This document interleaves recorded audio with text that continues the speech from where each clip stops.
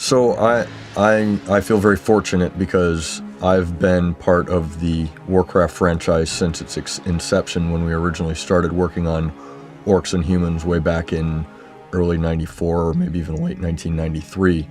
But one of the experiences that I remember from that development process was an internal tournament that we hosted long before anyone had any concept of esport and long before people were playing games competitively on the internet.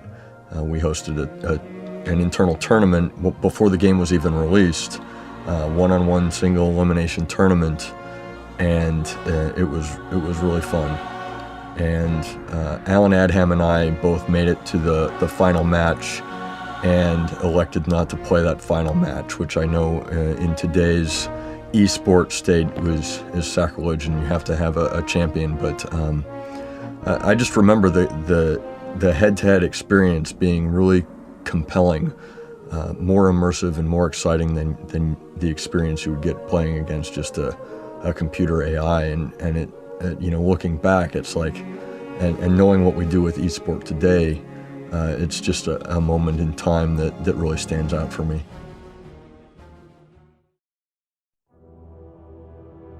I would have to say that my favorite experience as a gamer from the Warcraft games would definitely be an experience I had with World of Warcraft.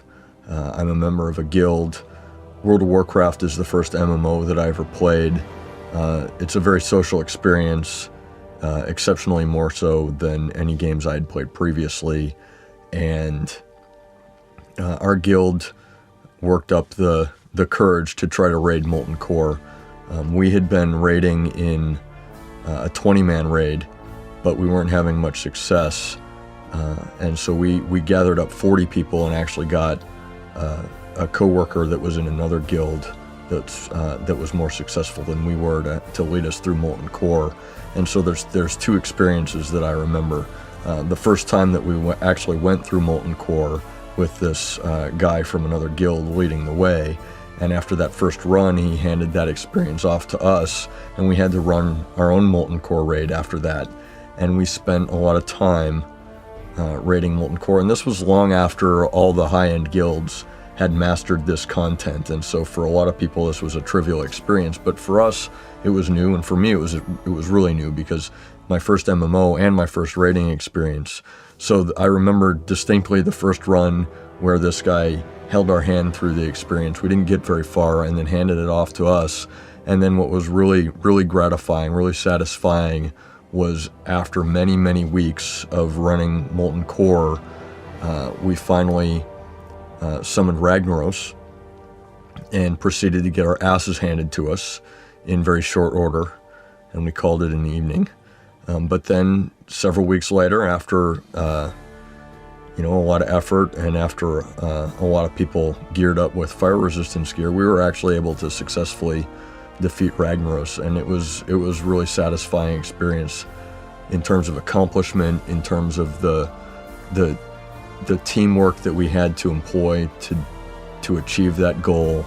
After we did it, we all posed for an in-game photo or screenshot, and I still have a screenshot on my desktop that one of my guildmates took of my character from that experience, and that was, at this point, that was several years ago.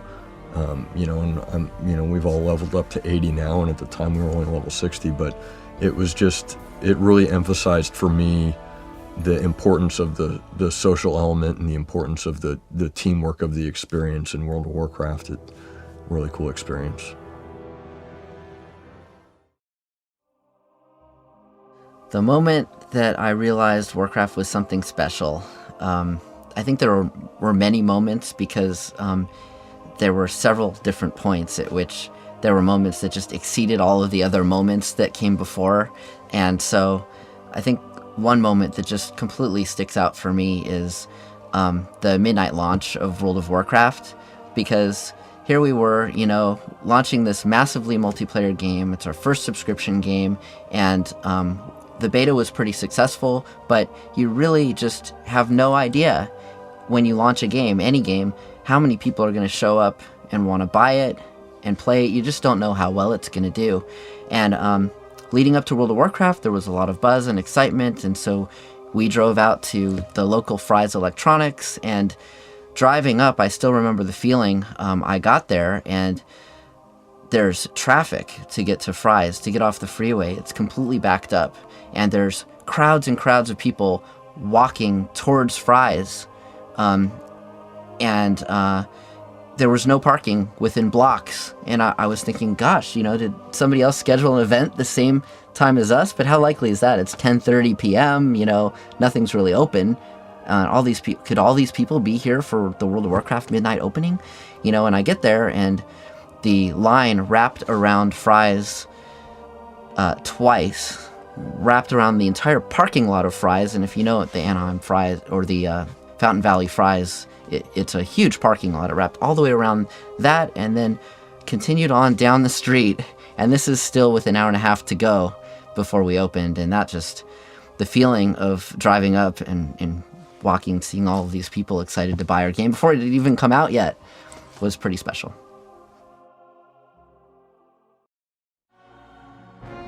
In terms of moments that I think about when I think about Warcraft, some of my favorite moments, actually I'm going to go back to Warcraft 1, Warcraft Orcs and Humans, because the defeat screen, when you were playing as Orc, on the Orc side, that you were presented with was Bill Roper basically doing his voice for the Orc, just berating you for losing.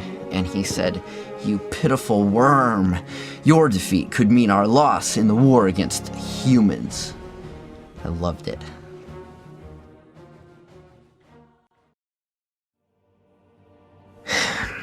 It's a hard one to kind of narrow down, because there's a number of things that I observed that really made me feel that way. I think my first memory of it being really special was when I worked at Davidson & Associates, Blizzard's original parent company. And Bob Davidson, who viewed Blizzard as kind of his crown jewel of sorts, was nearly running up and down the halls when Warcraft Orcs and Humans released, and he was telling everybody that we had sold a couple 100,000 units, and it was beyond what any of the educational software was selling at within the other part of the company. And so he was going on and on about how brilliant the Blizzard guys were and how incredible this product was.